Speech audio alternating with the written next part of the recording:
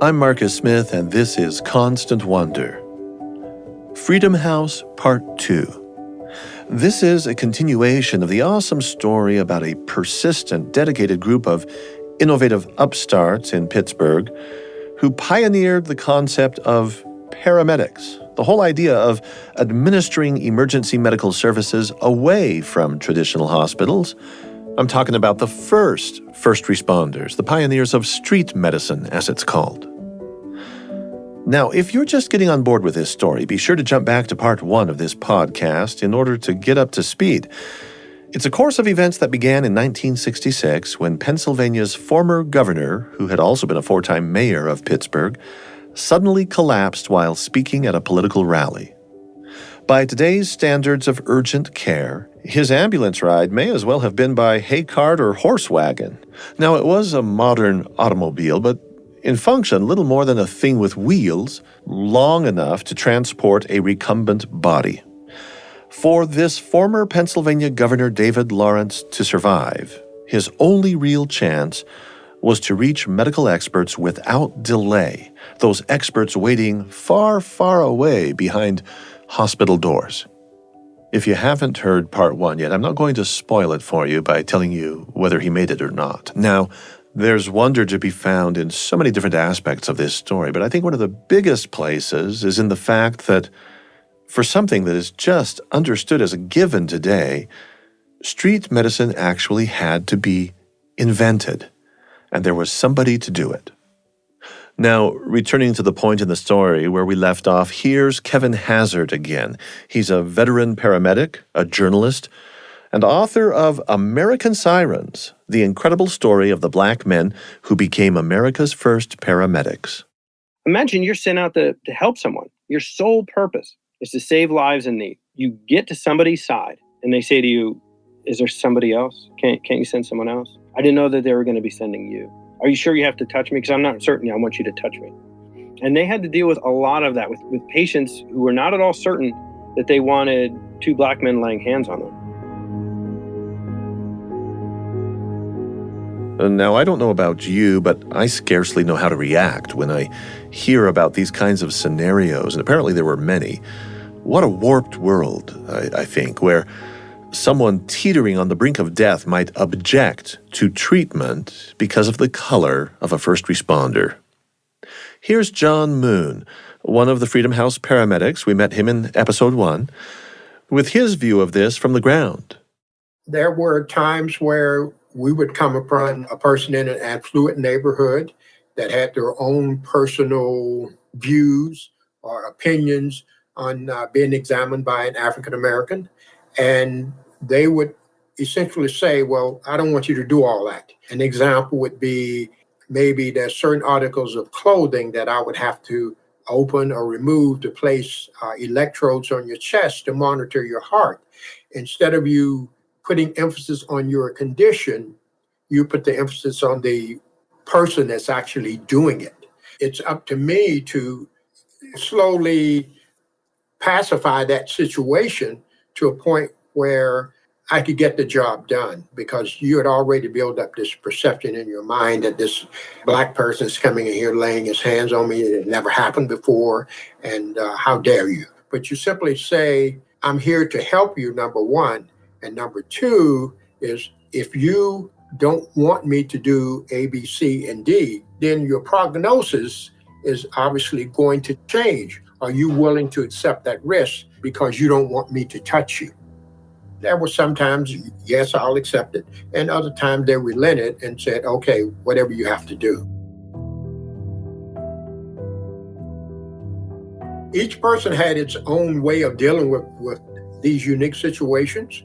And I kind of developed a more compassionate way of presenting the issue to the patient. I felt confident that I could present myself in a way that would put you in a position to accept my help. If you regretted it afterwards, or whatever the case is, I got you in the back of my vehicle, and you're in my environment now, so I got control of that situation. Once I get you into my environment, so I'm the person in charge here now. As you listen to John Moon expressing what was going on here, it's not hard to read between the lines. He's speaking diplomatically, of course, what he calls affluent neighborhoods. Well, that's just a reference to smaller white neighborhoods or pockets within the predominantly black Hill District. And some of these white people, even when life was on the line, did not take well or kindly to being treated by black medics. They preferred sticking to the racial lines that they had drawn in the sand. I think the most apt metaphor maybe is that right there in the Hill District, they had their hills of bigotry to die on.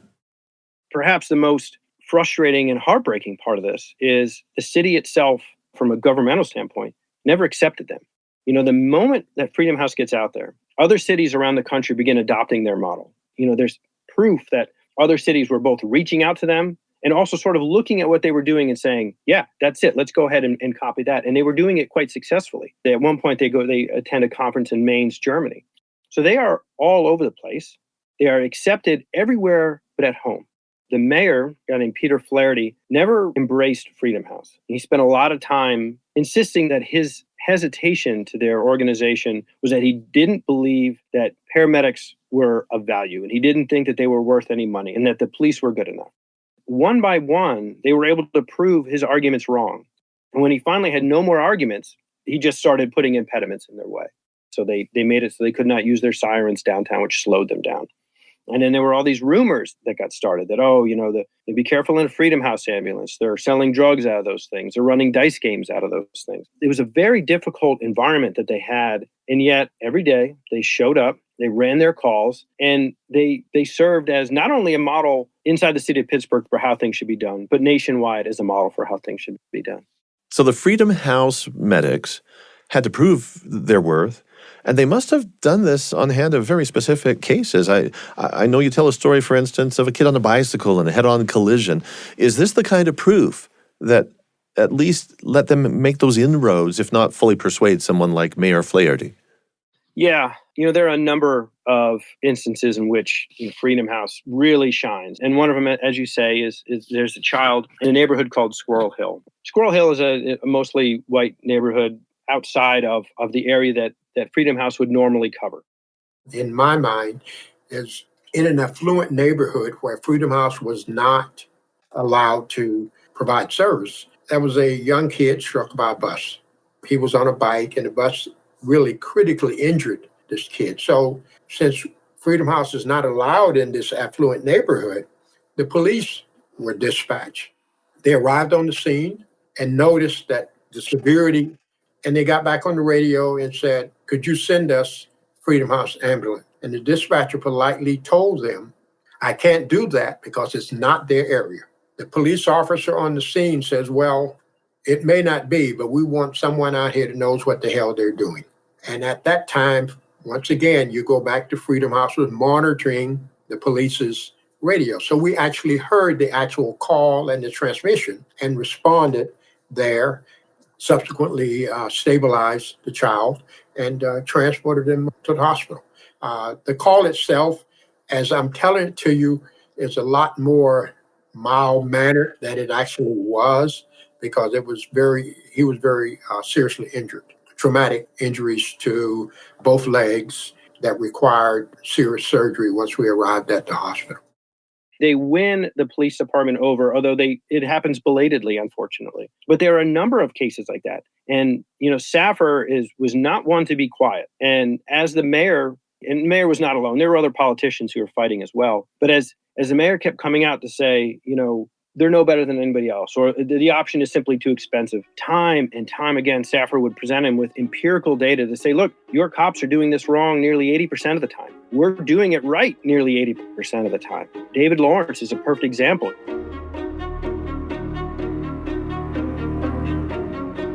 Kevin Hazzard is talking about Peter Saffer. In part one, we learned about Saffer, the father of CPR, the godfather of Freedom House, a pivotal figure in getting all this rolling. But it's 1974, and Freedom House is still struggling after half a decade of operation, still struggling for respect in Pittsburgh. Meanwhile, their method of practicing medicine, it's capturing attention elsewhere. As Kevin Hazzard has already mentioned, various cities around the United States, even outside of the country, are starting to try out their own versions of the Freedom House program. And the U.S. Department of Transportation, acutely aware of trauma being a neglected disease, begins searching for a national model of street medicine. Freedom House is at a crossroads, underfunded, running ragged, facing resentment and racial animus from a city government. Safar was getting overwhelmed himself, too much to do, and he needed an administrator, a leader to seize the reins of the program, to really run with things. Ideally, this person would help Freedom House be chosen as the model program for the new national push on EMS services. Peter Safar is a brilliant man, but he's also, a man whose mind moves in 1,000 directions. So he was building a resuscitation institute at the University of Pittsburgh at the same time that he was running Freedom House. And he's, a doctor who's very much in demand. So his attention is not always there. He had other people that he appointed, but, you've got to understand, late 60s, early 70s, who are these doctors? They're largely men and they're largely white. And they're being asked to step into this thing that it's not quite medicine as they understand it to be. And the people practicing it are not quite medical professionals as he understands them to be. And so there's this cultural disconnect that is very rarely breached, and certainly not for long. And the result of that is that by 1974, Freedom House has been operating almost entirely on its own. The oversight has been very hit or miss at best. The challenges that they've had from the city, both from steadily shrinking budgets to just the hurdles that they put in front of them, have worn everybody down. And the service is it's on its heels a little bit. They're trying at that point to really get themselves to be the most dynamic and successful version of street medicine that they can be, because in 74, Gerald Ford creates this presidential advisory for EMS. And what he wants them to do is create this sort of standardized training program that can be trotted out across the country. And what he needs is a single EMS service to sort of develop and then field test this program, this training program. Essentially, he needs someone to serve as the standard for EMS in the United States. And Safar has been asked to be part of this presidential advisory committee. So he sees this incredible opportunity. Here's this organization that he helped to create, that he's very, very closely connected to, that desperately needs help. And if anything will give you legitimacy, it is being handpicked by the President of the United States to say, you are the standard. And so Safar needs this organization to be as absolutely powerful and as good as it can be. He needs an ambulance wizard. He needs a medical wizard. He needs a personnel wizard. He needs the biggest dynamo he can find. And he's got a bunch of those. He attracts great talent. He reaches out to all of them and they all say no. So he strikes out on all of his top doctors. And so he turns to this doctor who had just arrived from Cleveland, named Nancy Caroline. At this point, zero experience. She's just out of her residency. She graduated from high school early. She went to Radcliffe, and then she goes to a medical school in Ohio called Case Western, which is sort of as eccentric as medical schools can get at that time, but a very good program. And he essentially bullies her into taking it. She wants to say no, and Safar, he can't have anybody else say no, so he just keeps pressing on her. Now, luckily for Safar, Nancy Caroline is the ultimate contrarian. She's very anti-authoritarian and very much of an independent mind. And so she listens to her colleagues saying, don't do this. It cannot be done. You will hate this. And the more people say, you can't do this, the more Nancy says, all right, I'm going to go ahead and do this. As Safar is sort of refusing to take no, Nancy says, all right, fine, I'm going to do this, but you're going to have to let me do it my way. So she comes with credentials that very few people can match. And she's incredibly intelligent and incredibly driven, but she has no idea. She doesn't know what a paramedic is. She's never been on an ambulance. None of this is in her wheelhouse at all, nor does she have anything in common with young men that she's been tasked to lead. So not only does she not know what they do, but she doesn't really know who they are. And they, at the same time, they don't know what she's supposed to do, nor do they know who she is. And it is not a good fit. They do not trust each other. They do not understand each other, but they need each other. And they know that. Freedom House is aware that they've got a bullseye on their back. Nancy is aware that nobody thinks she can pull this off. So she's got to make this happen, and they've got to get as good as they can get. These two opposites are sort of attracted by this mutually assured destruction that will come if they cannot figure this out.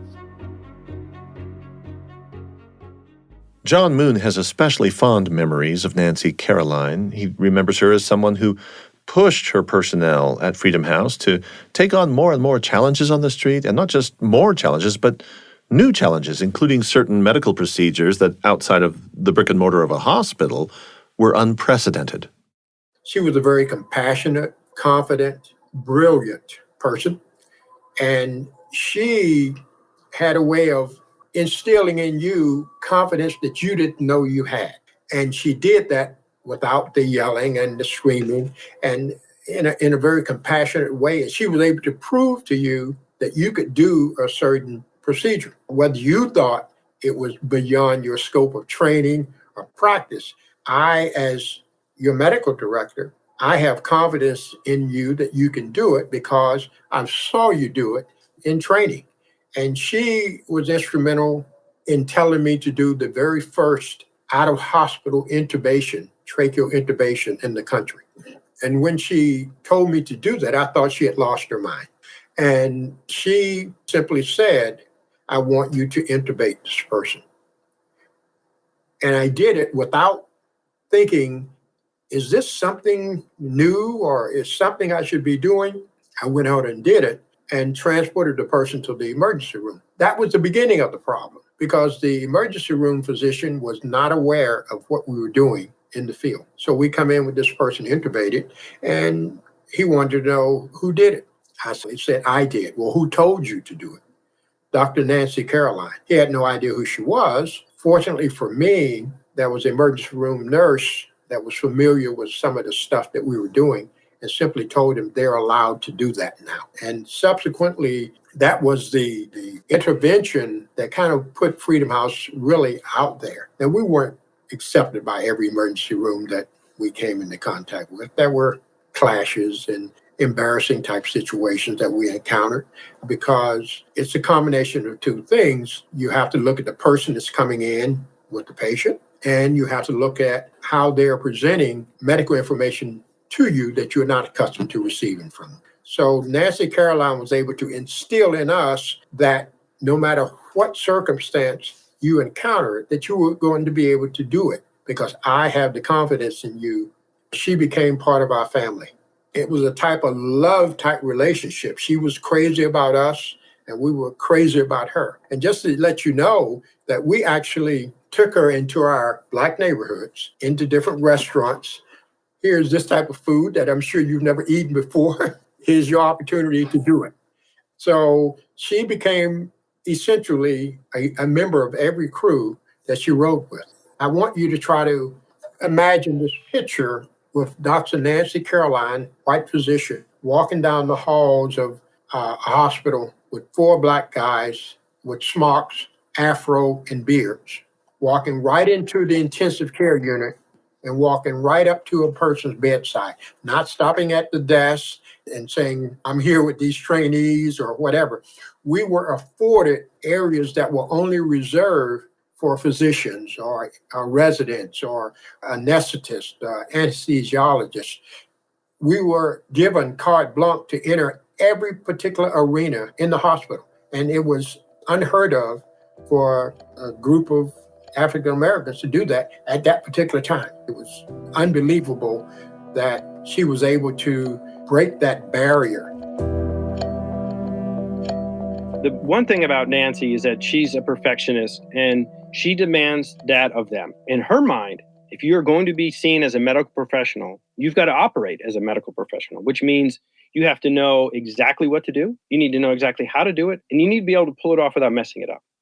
Then when you get to the hospital, you need to know how to speak to someone to say, this is what I did, this is how I did it, and these are the results of that. Medicine is a very particular art/science, and knowing how to speak to other medical professionals is of critical importance. And she knows that if somebody's going to take her paramedics seriously, that they're first going to have to accept that, okay, these guys are professionals. And she knows that the hurdles before them are enormous. Not only is there doubt about the efficacy of paramedics, but there's certainly doubt about who these gentlemen are that are providing it. And so she lets it be known that, look, the whole world is waiting for you guys to fail. So I'm going to drive you harder than you've ever been driven, and I'm going to make this as difficult as possible. And she calls it her Orwellian reign of terror. And she does not apologize for how hard it is, but they understand, and she makes clear that, look, the world is waiting for you to fail. So if you want to succeed, you're going to have to be better than anyone all the time. What was her actual role? I mean, what would you have called her job description? So technically, she was what we would call a medical director. And now, this is sort of another one of Saffer's innovations. Now, you would not find an EMS service in the country that doesn't operate under the auspices of a doctor. But at that time, the doctors were not closely associated with EMS. So Saffer sort of pairs his service with a physician that's specifically supposed to look over the protocols and make sure that everything they're doing is of the latest technology and thinking, but also that they're doing it properly. You know, someone needs to be reading the reports and paying attention to the calls and saying, okay, is what we want them to do actually being carried out? And is it being effective? Like, do we need to change these things? And so a medical director is an incredibly important role, but at that time, it was not common in EMS services. You write about the competition between, say, the police force and the Freedom House personnel, and how there are scanners involved and people are racing to scenes. And at some point, it's the white community that prevails here, isn't it? It is. At some point, the mayor can no longer deny that EMS is critical and that it's something that the city of Pittsburgh needs to invest in. And so he begins to invest in this program. He's buying ambulances and staffing up a new service, but he's going to do it without Freedom House. We ceased operations in October of 1975. Pittsburgh EMS started their service in June of 1975. So we actually saw their ambulances going up and down the street. They weren't allowed to come into the Hill District or Oakland or the downtown Pittsburgh because Freedom House had a contract with the city. We just started, okay, you all got that part of town, fine, more power to you. Until it was discovered that the city had refused to renew Freedom House's contract. They were going to start their own city service, and there was no room in it for Freedom House. It was a very sad and somber type of time period for all of us, up until the very last day, where Nancy Caroline had to call the police dispatcher and let them know that Freedom House was ceasing operation at midnight. Not only does he remove the funding from Freedom House, but when he hires his new paramedics to run the citywide program, Freedom House employees are not among his first hires. The only reason that most of them get hired is because Nancy Caroline, the city asked Nancy Caroline to be their medical director, and she said, I'll do it for you, but you're going to have to take every Freedom House employee who wants a job. And she came up with an excellent outcome. And there was an agreement between the Freedom House Board of Directors, including her and Dr. Peter Saffer, and the city of Pittsburgh, that specifically stated that once Freedom House was phased out, all of its employees would be phased into the city's system.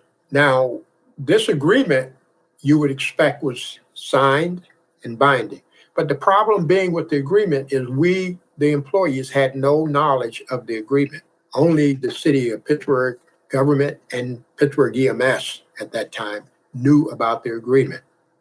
So they kind of kept it quiet. And once Freedom House's personnel came into the city system, they could renege on their agreement, which they did without very much retribution because we didn't know the agreement existed. As a matter of fact, I had to be retrained according to their standards all over again. They would not accept any of the training. Here I am, helped write the book on paramedic training, and I had all this experience in pre-hospital care, and I came in as the third person on a crew. So the mayor is more or less sort of strong-armed into hiring Freedom House employees. And as they will tell you, the city was forced to take them, but the city was not forced to keep them. And so, very quickly, they are having to take tests every day. And these tests are pass-fail. And if you fail, you're gone. And so within a year of the 20 some odd people who went, only 10 or 12 remain. So very quickly, the original paramedics, the people who with 7 years of experience running EMS calls in the city, are sent to the wayside. Some of them survive and continue to grow. John Moon spends his entire career with EMS and retires as a deputy chief. There are others that go on to be supervisors. There are some that leave and go to other EMS services, open up EMS institutions in other states. There are politicians, there are physicians that come out of this. It launches a lot of careers. It brought a lot of people out of obscurity. But there's no way to skirt the fact that the world's first paramedics were not only not accepted by the Rome municipal government, but they were actively undermined and ultimately destroyed by the city of Pittsburgh. It was a concerted effort by city government as well as Pittsburgh Emergency Medical Services to eliminate as many of Freedom House's personnel as possible. And it was very, very, very successful. Now, saying that, I don't want it construed in any way, shape, or form that I have any type of animosity against Pittsburgh EMS. Actually, I love the department. I love the people, and I enjoyed working there. But the first year or 2 years there were really hellish, primarily because there was this effort going on throughout the department to remove not only the employees, but any memories of Freedom House, period. Oftentimes, the crew that I was on, they were merely following orders, so they really wasn't allowed. So in the day-to-day conversations, they were able to find out how much I knew, and I also was able to find out how much they did not know. As karma would have it, I'm the third person on the crew not allowed to examine patients, not allowed to treat them, not allowed to talk on the radio or anything. We go on a life-threatening call. The person's unconscious, not breathing, and doesn't have a heartbeat.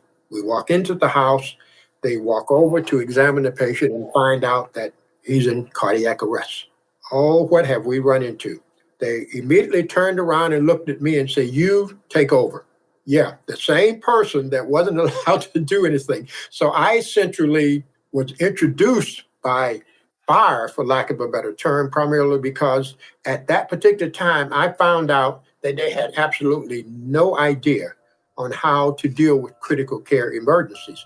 The city had blown up this highly trained super ambulance concept, and it was filled with people that had never experienced life-threatening emergencies in the field.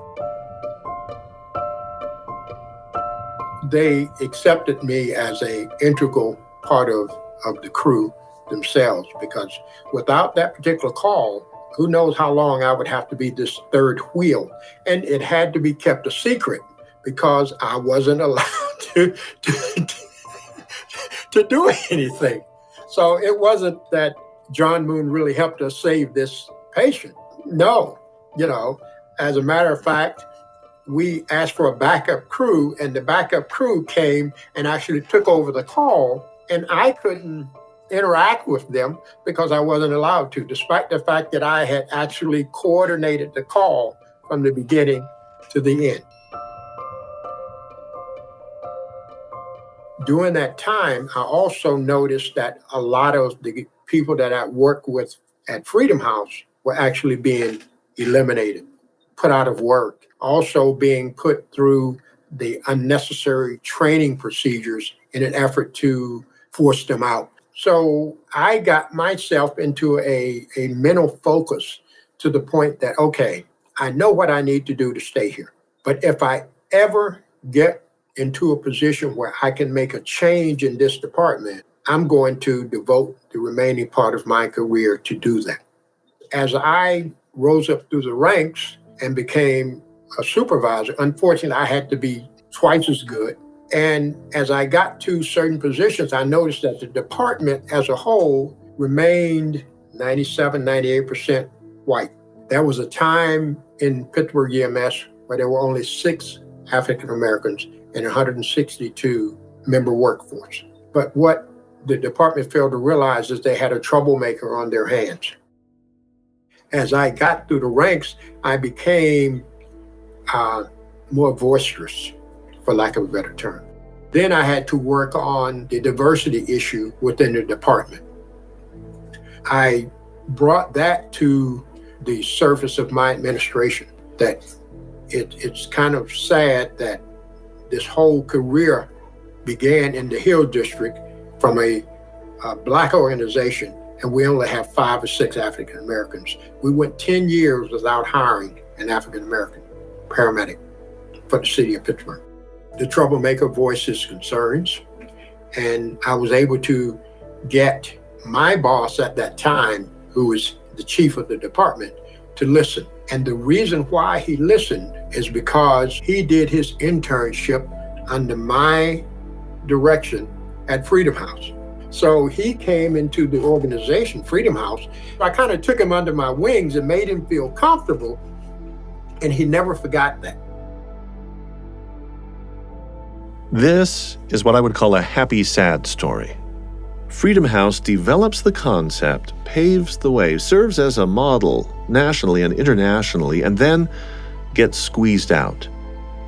The city of Pittsburgh goes for 10 years without hiring an African-American paramedic, and yet, little by little, whittle by whittle, John Moon sticks it out at Pittsburgh EMS and begins to use his seniority and respect to get more African Americans hired on. Essentially, in doing this, he was helping to rescue from the ashes of Freedom House some sort of a legacy, some lingering embers of hope, seeds of opportunity.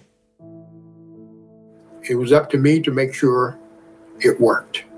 I went out into the community, went to community centers and respected churches and places like that on a recruitment campaign. And it was based around what we did at Freedom House, where we would get people with no experience and put them into an EMT class, paid them a stipend while they were going.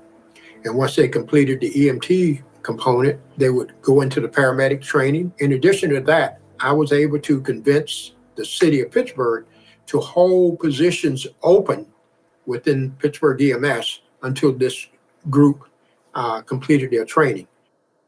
Fortunately, we were able to get the very first diversity recruitment program in the city of Pittsburgh. No other department had ever had that and had undertaken that project. A little more from John Moon in just a bit. I'm grateful to Kevin Hazzard for helping to retrieve the legacy of Freedom House from deep shadows, for pulling it back out into the sunshine.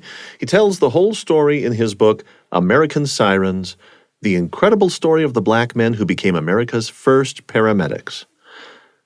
I personally had no idea that EMS, paramedics, arrived in history at such a late date. And I certainly had no idea of the gutsy, path-breaking work performed by that handful of African-American pioneers in Pittsburgh. A last word from Kevin Hazzard. I asked him to share, if he were willing, some defining moment in his own paramedic career, and this is what he had to say. We get called to a woman. She's about 23 weeks pregnant, and she is clearly in labor. Water's broken. She's sitting on her couch when we walk through the door. And, we didn't realize what's going on at first because, 23 weeks is, you don't necessarily notice. She tells us, I think my water's broken. So we pick her up. We get her to the ambulance. Almost immediately upon entering the ambulance, she delivers. Now, at 23 weeks, you were talking about a child the size of a Coke bottle. And he's not breathing. His heart is not beating. I mean, my whole body is trembling. This is the worst case scenario. I'm 20 minutes from anything. I begin CPR. I begin breathing for this child. And by the time we get to the hospital, he has a heart rate. He has a respiratory rate. And we come walking through the door. I'm not asking for, in that moment, for someone to thank me. I'm not asking for someone to give me a high five or anything. But as we walk through the door, the doctors sort of come running in and snatch mom and baby, and off they go. And they just disappear. And I look at my partner and I said, were we really a part of this? Did we really just do this? And, EMS to this day, it is oftentimes overlooked. Dedicating yourself to a job that people either don't understand or oftentimes do not appreciate can be difficult, because if that's what you're doing all day, every day, and a job like that is not simply, you don't just arrive and clock in and do it and eat lunch and clock out and go home. That is something you've got to dedicate yourself to. It is difficult to do it knowing that, your contribution, as critical as it is, will never in any way be recognized. And that's simply something you accept. That is part and parcel of the job. It's a very strange situation to find yourself in. I think back to these first paramedics who would have to walk through the door and explain to someone what a paramedic was. To this day, if there's an accident, the police or the news will refer to fire, police, and other emergency personnel. We're still misunderstood. We're still overlooked. And so I can understand, how it must have been in '68 when nobody knew what you did, because in 2022, the understanding is not that much better.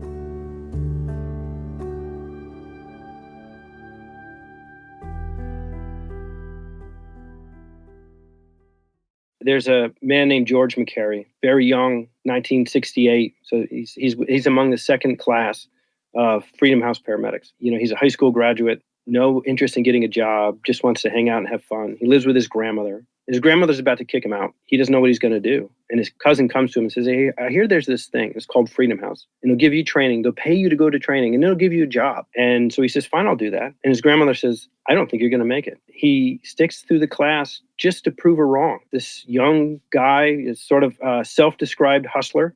And one of his first nights, he's called out to a person who was found down, no heart rate, not breathing, by all intents and purposes dead. And George and his partner begin CPR, and they transport this man to the hospital, and he's alive when they drop him off. And the man he's talking to the doctors, and this is at night. This is in a small hospital, crowded room, and George is sort of on the side of, in the very corner of this room, watching this man speak to these physicians who he found just moments before dead. George can't even put words to how he feels in that moment. He just sort of looks at me and says, "I did that. That was me. The reason this is happening right now is me. I did this." And that was it for him. It turned his whole life around. That feeling, that touching something sort of so ineffable as a fleeting life, this thing that almost doesn't exist. And you kind of it's like catching the corner of a shadow and bringing it back. And that's what he did. There are stories like that for everyone you talk to. The first time that they really treated someone who was absolutely critical and they watched it turn around, that memory for George, he will take that with him for the rest of his life. And my memories like that, I will take them for the rest of my life. And that, to me, is something close to wonder. It is being able to catch the corner of a shadow and bring it down and breathe life into it. Author Kevin Hazzard. And now my sincere, very special thanks to John Moon, one of the Freedom House paramedics, who was gracious enough to enrich our telling of this story with his very own firsthand insights and memories. A final word from him now on what this all means to him personally and what he hopes the world might remember.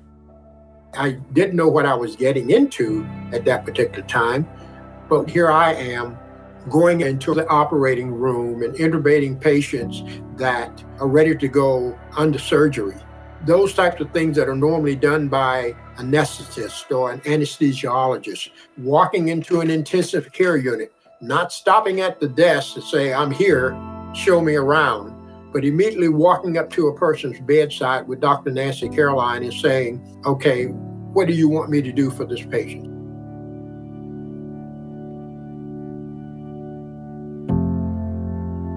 I would say we were living in the moment, but it really didn't dawn on me until there was no more Freedom House.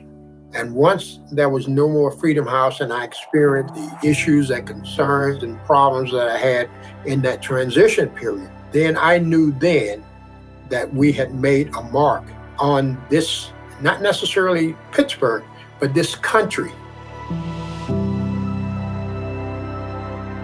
If I look back at that, it's amazing.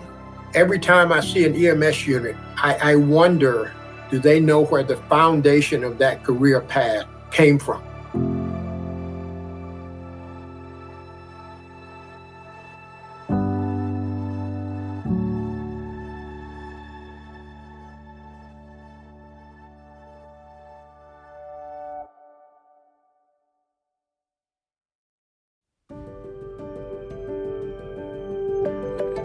For Constant Wonder, I'm Marcus Smith. This episode of our podcast was produced by Eric Schultzke and Colson Darrington, with sound design by Addie Mangum, Josh Cloward, and the BYU Broadcasting Sound Design Team. Thanks for listening. Constant Wonder is a production of BYU Radio.